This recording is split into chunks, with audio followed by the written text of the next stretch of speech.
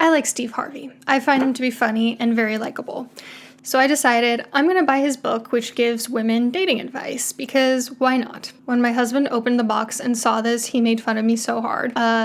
Don't blame him for that. I honestly don't know whether to laugh or cry. Steve Harvey seems to be of the opinion that men are from Mars, women are from Venus. He says expecting a man to respond to them a way a woman would is never going to work. And there are basic things in men that are never going to change. Can you imagine the backlash if a woman did this? If a woman took it upon herself to, first of all, speak for all women and then generalize all women by saying that all women do this? The truth of the matter is that people are very similar and very different in some ways, meaning we do have some core commonalities as human beings that are not based on our gender or sex. And we're also very different in the sense that there's a lot of variability.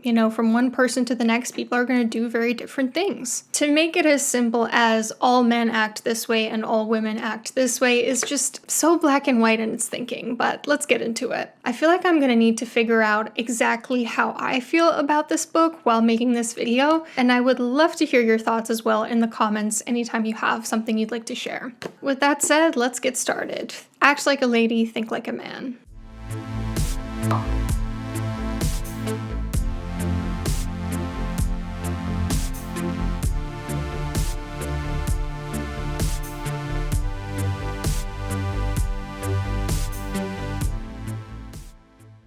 So Steve starts by talking about what drives men, and he says it's largely three things: who they are, what they do, and how much they make. He says if a man isn't making you a priority, it's because he doesn't feel like he's making progress towards those goals in some way. And I guess this makes sense. I guess there are men out there who say they're not ready for a relationship, not necessarily because they want to date around, but rather because they don't have their life in order.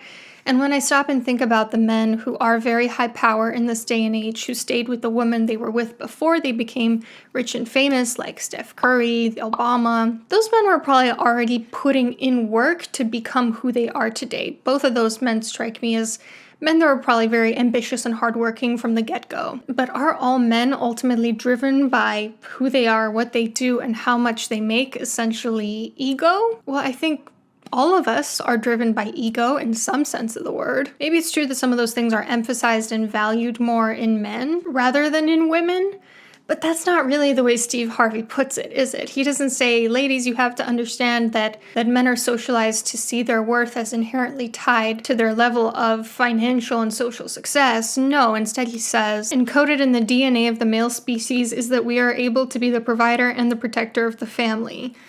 Well, therein lies the issue. The male species is not a thing. It's the human species. Men and women are not that different psychologically. There are some trends in the ways that we're different, but those are just that, trends. They're not hard and fast rules. So I find that the entire book is based on a faulty premise. Now again, I do think there are some trends in ways that women and men are taught to see their worth tied to different things. Women are taught to see their worth as intrinsically tied to their appearance, specifically their beauty, often their youth, often their relationships with other people. Men are socialized to think that their worth is intrinsically tied to their level of success, particularly financially, and often the kinds of women that they're sleeping with. There might be some evolutionary underpinnings of this, but I personally believe this is in large part due to socialization. And despite these differences, there are also a ton of drives among human beings as a whole that we all share that have nothing to do with gender, like the need for social connection. I mean, we know that people who don't have social connection are literally at risk for earlier death, have worse physical health and mental health. And studies show that it's often harder on men, actually. All of us want self-esteem. All of us want to feel like we're important and like we're making a difference in other people's lives.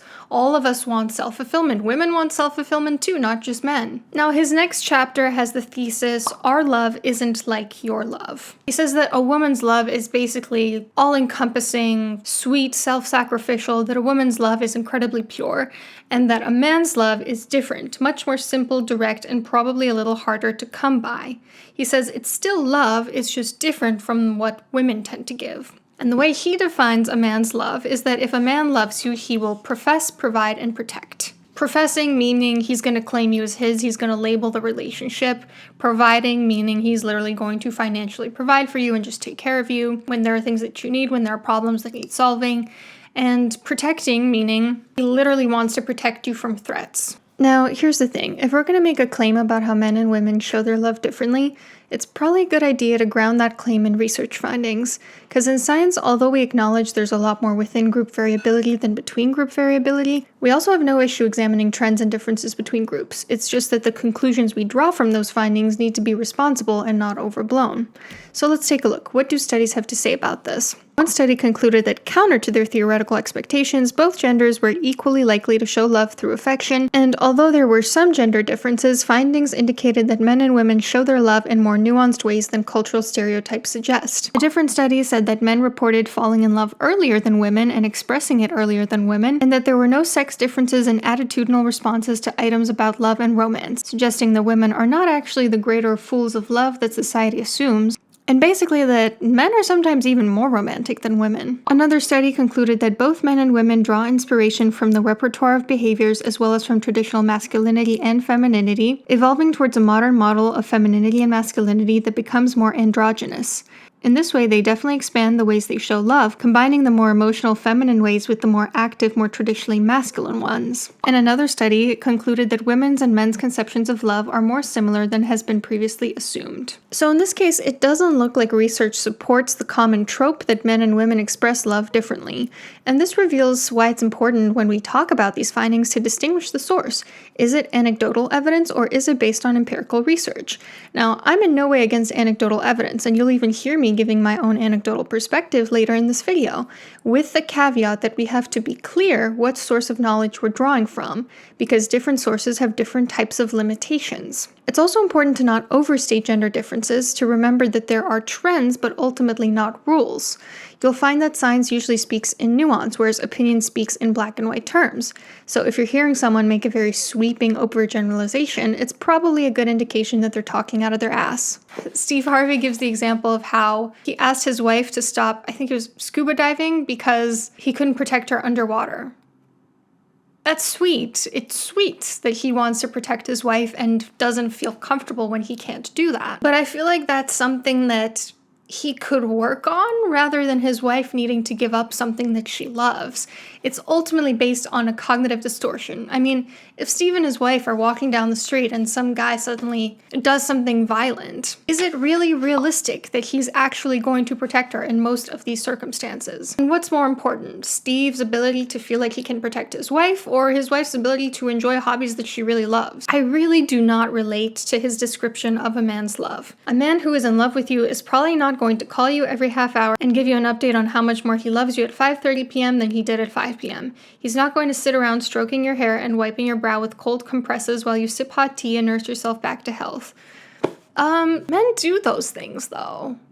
Men literally do nurture women when they're sick. They do reach out to let them know that they love them randomly throughout the day. I mean, at least mine does. Why are we acting like those men don't exist? Or are we saying that men that do that aren't masculine enough? Because isn't what men do masculine by definition? If we have to define masculinity as a very small subset of behaviors that only some men do, then does that really describe masculinity at all? Regarding his claim that when a man loves you, he's going to profess his love and claim you as his own, I agree with that. If a man doesn't want to label it, if he doesn't want to say this is my woman, he probably doesn't love you. But is it true that men are providers and protectors, like everybody seems to say? If men are, as a rule, hardwired to be providers, why is it that there's such an absentee father crisis in this country? Why is there this whole manosphere, MGTOW, men going their own way movement for not wanting anything to do with women and wanting women to pay 50-50 and treating women like they're gold diggers? You know, what's that about if men are such intrinsic providers? And if men are such protectors, why are rates of intimate partner violence so high? Why is it that the person most likely to unalive a woman is her male partner? Also, who exactly are men supposed to protect women from? Sure, occasionally people might be referring to bears or lions when they say this, or I guess if they're Steve Harvey, the deep ocean. But most of the times when men are referring to protecting women, they're talking about protecting women from other men. So can you really claim that men exist to protect women if the primary predator they're supposed to protect women from is themselves? Now, a counter argument to what I'm saying that a person could make is, well, those are just some men, not all men. The good men do profess, provide, and protect. Oh, so it's almost like not all men act the same way? Do you see the irony? Look, again, the truth is that men act a lot of different ways, and they're motivated by a lot of different things, just like women are.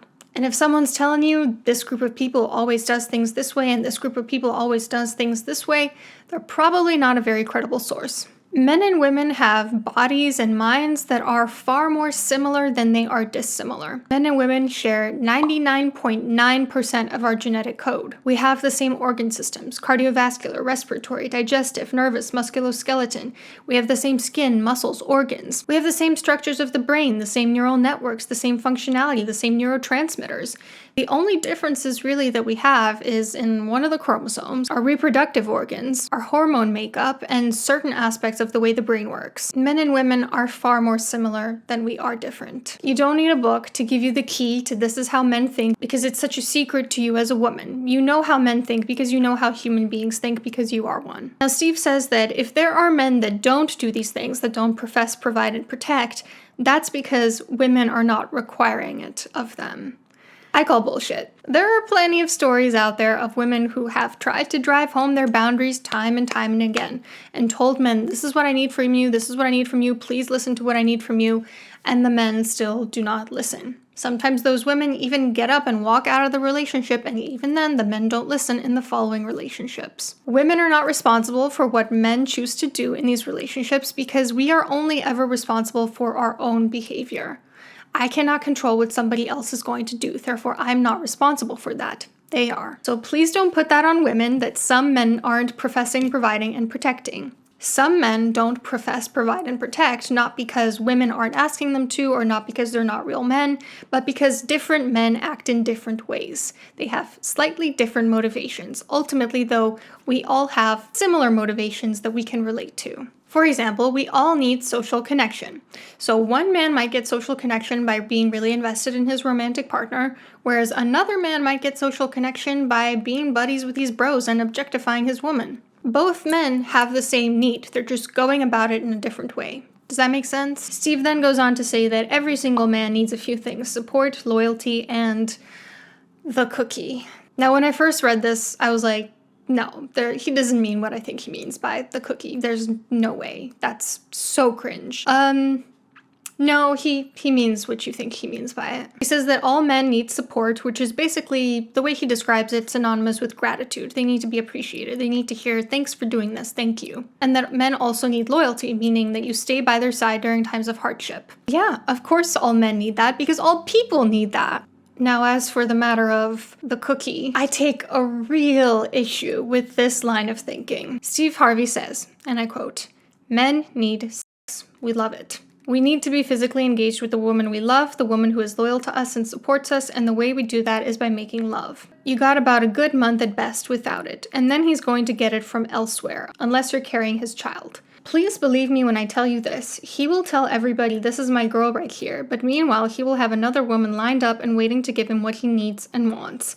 The cookie. Ew. The truth is, if I can't go home and relieve my stress, there's a problem." Steve, there are plenty of ways to relieve your stress. Have you ever tried baking?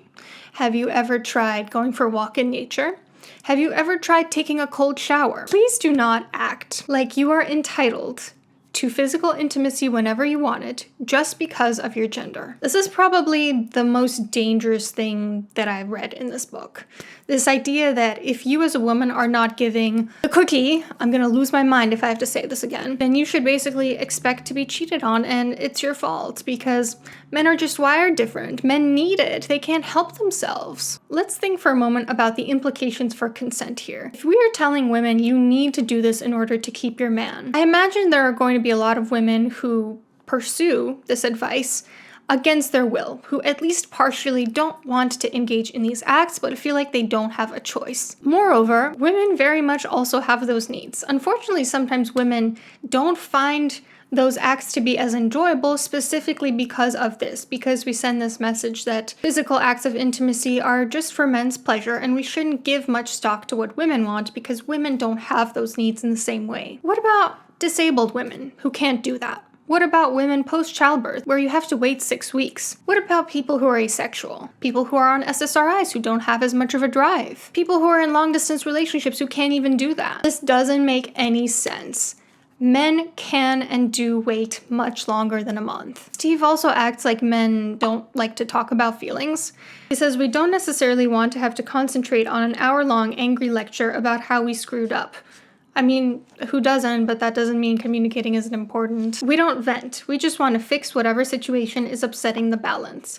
Now, look, I think there's some truth to this stereotype that men like to fix problems and women prefer to just vent and share their feelings. But again, it's not that simple as men do things this way and women do things this way. Some women prefer to solve problems. Some men prefer to talk about their feelings. And in this day and age where a new generation of boys is being raised to be more emotionally expressive, it's really not rare to find a man who enjoys talking about his feelings.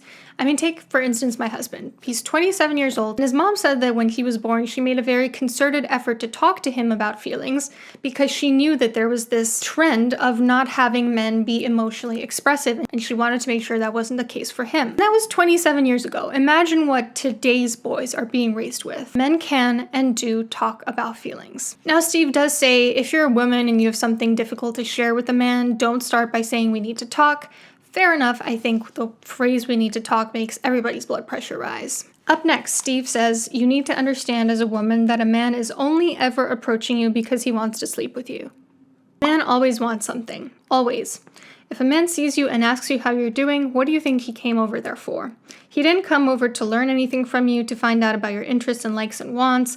That's what women do when they're interested in getting to know someone. For a man, it's really less complicated. He liked what he saw from across the room, and now he's going over there to get it. He doesn't care about your personality or what you do for a living. He just wants to know if he might be able to sleep with you.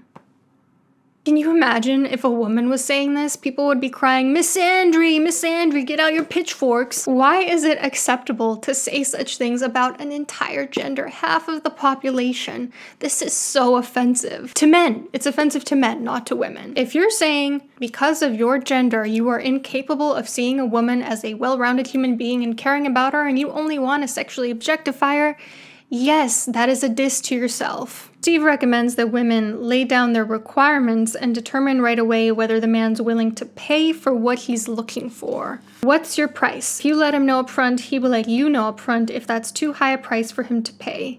This is so transactional. It makes it seem like male-female dynamics are just prostitution on some level. Healthy relationships are nothing like this. Healthy relationships are not transactional. The moment in a relationship one says, I gave you this, so now you have to give me that, unhealthy. A healthy relationship is based on both people getting their needs met, caring for each other, empathizing with each other. Not, in the words of Borat, very nice, how much? Now, from here on out, I will say the book gets a little bit better. Steve talks about how men, when they go into dating, either see a woman as a keeper or somebody they're going to discard. And as much as it pains me to say this, I have noticed this be the case with a lot of men. The sort of Madonna whore complex, this black and white thinking that a woman is either respectable because of what she chooses to do with her body or she's not. Again, of course, not all men. Some men do not struggle with this at all. They're capable of conceptualizing two things at once. But ultimately, most men are socialized to see things this way,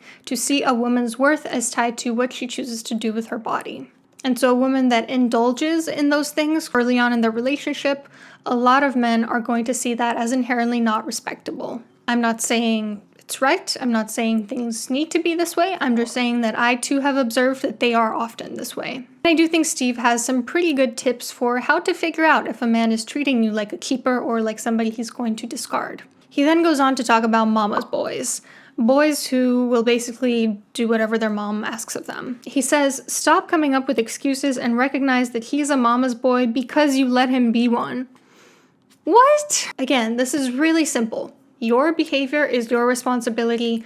Another person's behavior is their responsibility. You are never responsible for what somebody else chooses to do. If someone says, you made me do this, or I did this because you did that, stop. They're not taking responsibility, and in this case, neither Steve. There are plenty of women that will set a boundary with a man and will say this doesn't work for me, and the man will continue to trample on that boundary. That does not mean it's the woman's fault or that she didn't set a boundary. But there is some nuance to what Steve has to say, as if he is to have a true, loving, lasting relationship with a woman, he needs to cut the proverbial umbilical cord from his mom so that he can give life to his new family. I think Steve has a very nuanced view on how a man should be close to his mother because it's the first relationship he had with a woman, and in a lot of times it shows how he treats women, and also there needs to be some healthy individuation there so that he can start his new family. Good job, Steve. Don't have any issue with that. Only have issue with blaming women for men's behavior. On to why men cheat. Steve says it's because they can. True. Because they think they can get away with it. Very true. Because he's not self-fulfilled. I guess, but that's not really the reason why he's cheating. Plenty of men aren't self-fulfilled and don't cheat. Because someone out there will always cheat with him. True. And because he's not getting it from home. Steve, I thought we went over this. He says it's because your relationship just doesn't have that spark anymore. You don't turn him on like you used to. The two of you get comfortable with each other. You're coming home to bed in a headscarf and a TV. What's back at the house has become ho-hum, routine. Now, here's the truth. The truth is that you do have to put an effort into your relationship if you want the sparks to still be there years down the line. You cannot get complacent, neither of you, whether you're a man or woman. But again, repeat it after me. A person's behavior is their own responsibility. You cannot put a person's behavior on somebody else. Now, to be fair, he does defend the woman's perspective a little bit. He says a man is always going to have a reason to justify why he's doing wrong. Regardless of a man's decisions, he knows that you know it's wrong to commit to someone and promise to remain faithful and then go against that. The fact still remains that he didn't have any business cheating, so women need to release themselves from the blame of a cheating man's actions. But that's such a contradiction to say, women, it's because you got complacent and because you're not giving him the cookie like you used to. But also, oh, don't blame yourself, sweetheart. It's not your fault.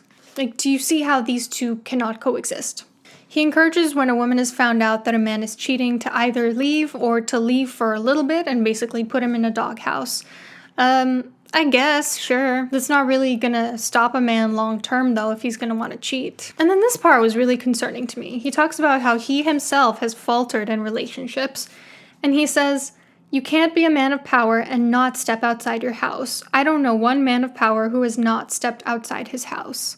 Man, come on. You're telling me Keanu Reeves cheats on his wife? A man is not only as faithful as his options. A man is only as faithful as his morality. Men are human beings. They have willpower. They are not feral animals. They can choose to decide what to do with their lives. Men are really not as helpless to their animal instincts as they would like us to think. They fly to Mars, they train for the Olympics, they spend 6 years doing a doctorate.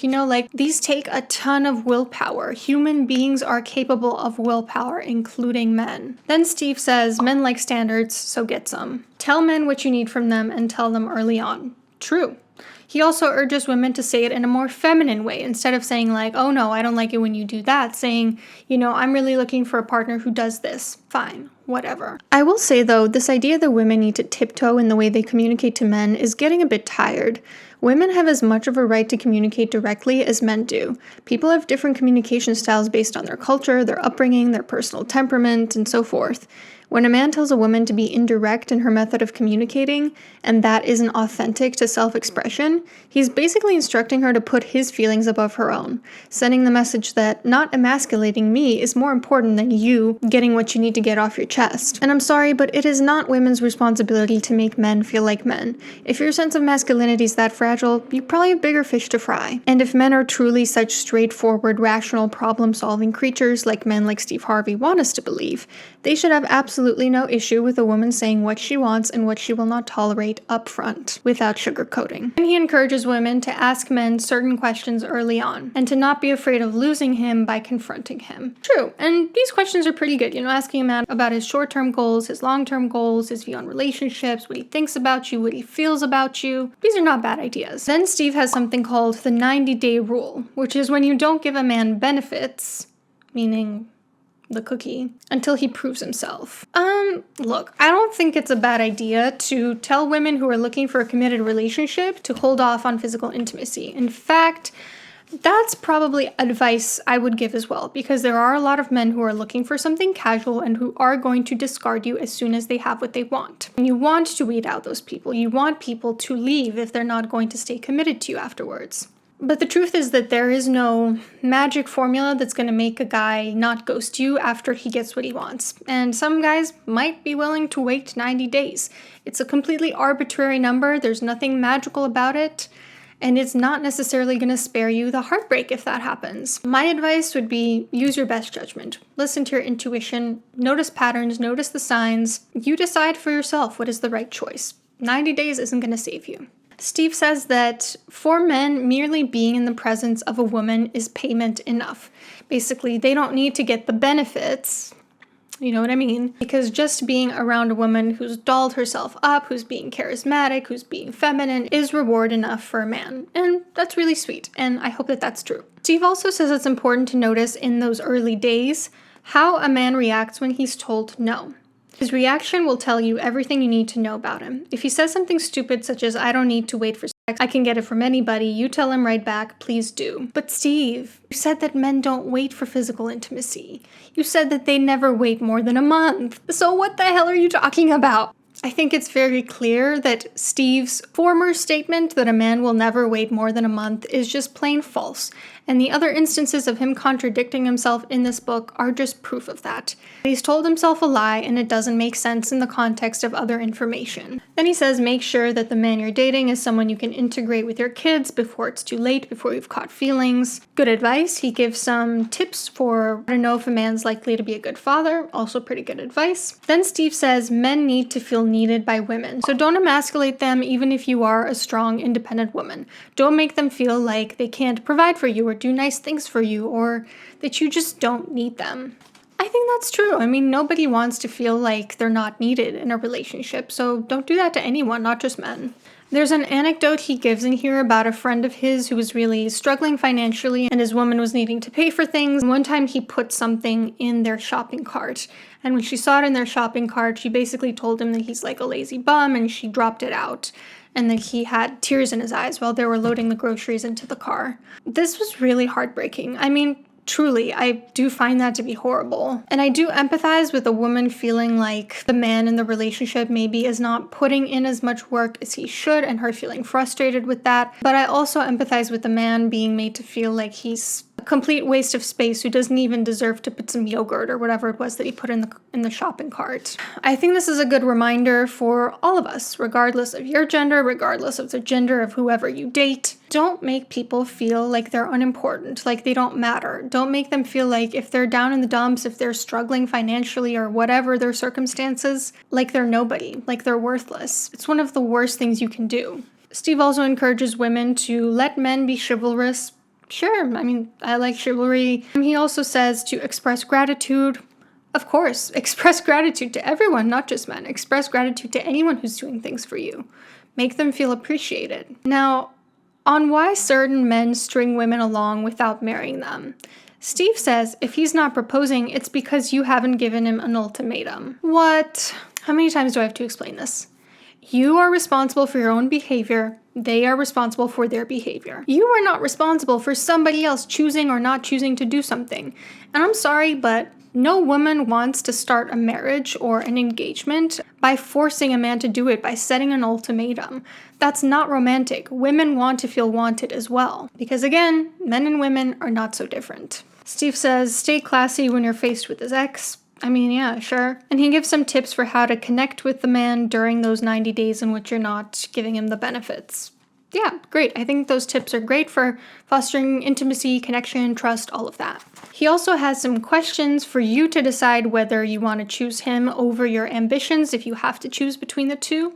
They're pretty good questions. And then he has a chapter called When the Cookie Crumbles, which is all about how sometimes men don't want to do the deed. Oh, so are you telling me that sometimes men don't have an incessant need for physical intimacy? That's so strange because I thought somebody said that men always want sex, always, and if they don't have it, they're going to get it from somewhere else. Who was it that said that? You got about a good month at best without it, and then he's going to get it from elsewhere. Steve also has some questions for deciding whether this is who you want to marry, which are fine. He has some tips for navigating in-laws, which are fine. And then he has a Q&A, which I also liked. I thought most of the Q&A was very nuanced and straightforward and fair. Now, Steve seems to have some very specific opinions on lingerie, heels, and cuddling. And again, I feel like this is a misattribution of him saying all men like things this way, when in reality, just because you are a man and you like things a certain way doesn't mean all men like things that way, or that you like those things because you're a man. Sometimes you like something just because that's what you personally like. I really liked Steve's answers to this question. Why do some men hit women? He says mostly out of weakness and a need to control something in their lives, but I found that men who hit women have no tales or stories of hitting men. They're that weak. Facts, Steve, facts. I don't really know how to summarize this. I mean, I liked some parts and I found other parts to be ridiculous. Honestly, it was kind of a funny read because it was so ridiculous. More importantly, I'd like to know what you thought about what I said today. So I hope I gave you just enough of a summary of this to kind of form your own opinions on it. I still really like Steve. I still find him to be very likable, very charismatic. He just kind of has some views that I find to be problematic in some ways. But again, let me know what you thought in the comments. I hope you have a lovely rest of your day and see you soon.